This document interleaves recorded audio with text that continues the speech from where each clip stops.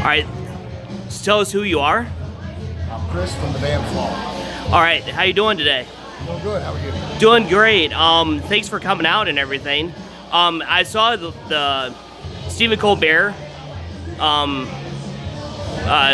plugged you guys. How was that? It really took us by surprise, honestly.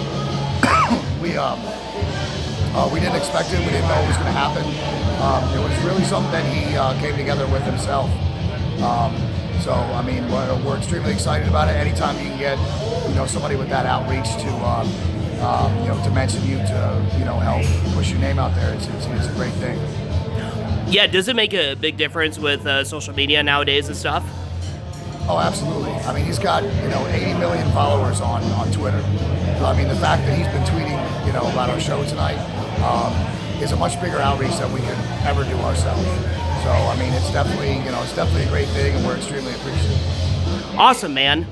So essentially, lost my train of thought. You are in pre-production for a new album coming out. You posted that the other day. What can fans expect from it?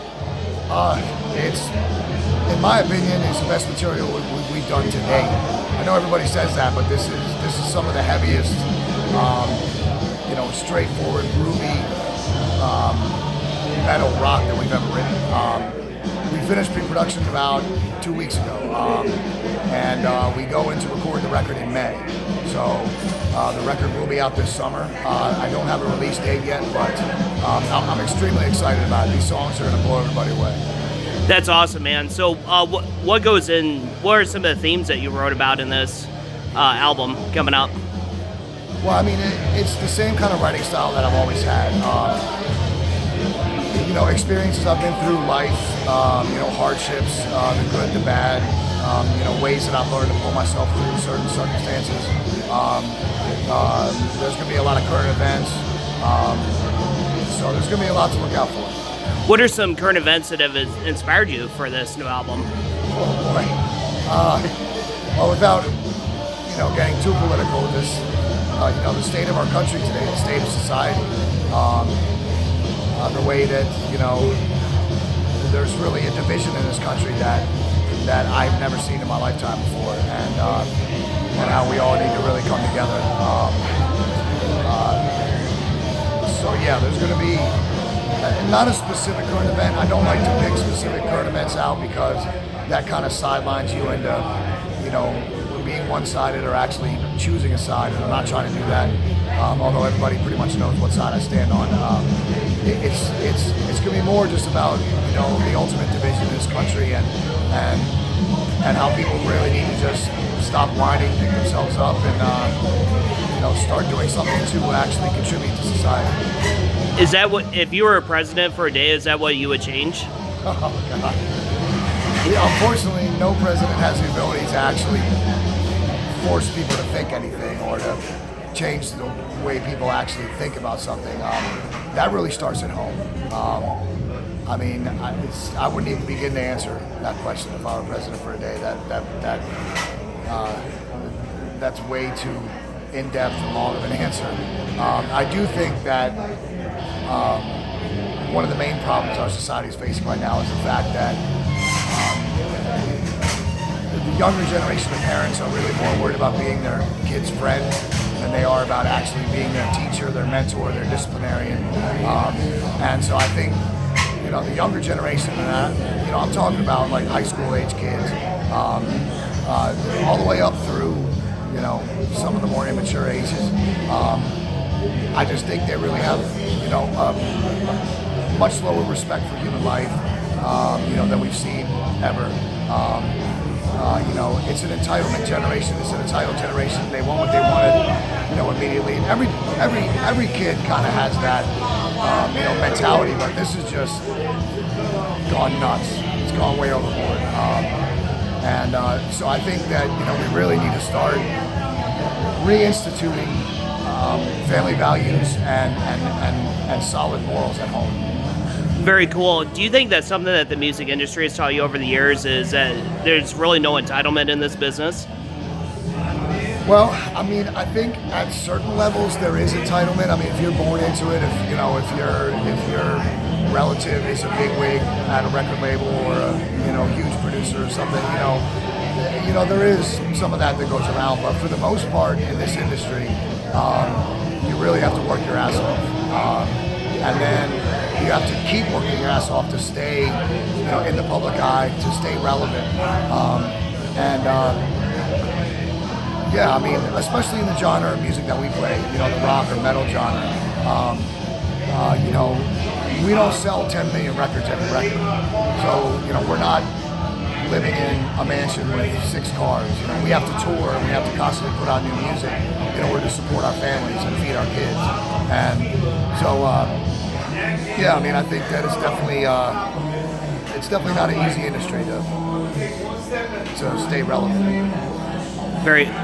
Very cool. What can fans expect of the show tonight at Spicoli's Rockade?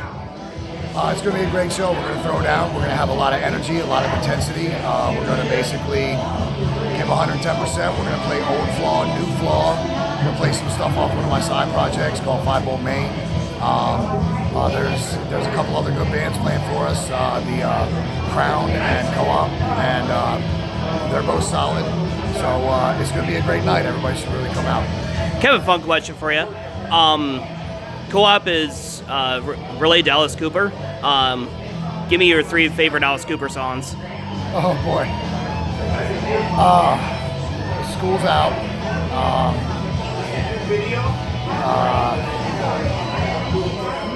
Wow, you're gonna kill me on that one. 18 is that? I'm 18 and I like it or something? Mm-hmm. All right, so School's Out, I'm 18 and I like it, and I don't know if I can name 3, man. Not off the top of my head right now. How about Welcome to My Nightmare? Yes, okay, that works. I do know that one. Very cool. So, what's the big plans for this summer? We're basically, like I said, we're going to record the record in May, and then I have a baby girl on the way, and she's due in August, so I'll be home, to help mom bring her home and all that stuff, and then we're back out in June with Smile Empty Soul. It's a co-headlining run we're doing with them, and let's see. Oh no, I'm sorry. We're out in June before that, and then I'm home for the baby. God. This is hard to keep track of sometimes.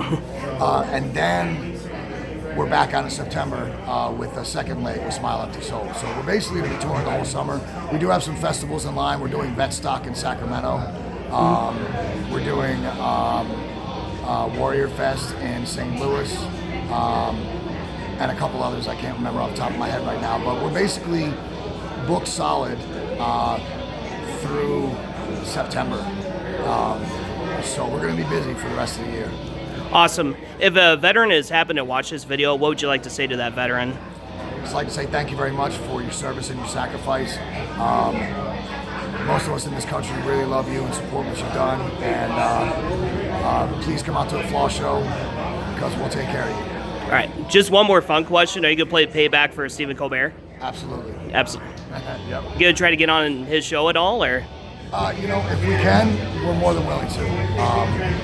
It's a matter of logistics and timing and stuff, but we have reached out to them, and so we're really hoping that that we can do something in the future. Absolutely. Is there a certain hashtag that people should have to promote that? We haven't done one yet. I'm trying to think.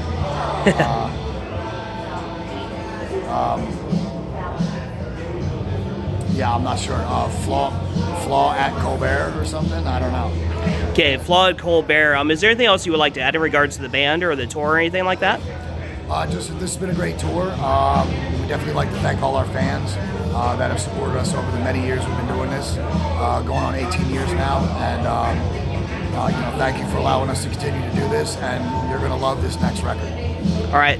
I want to thank you so much for your time, and it's really appreciated.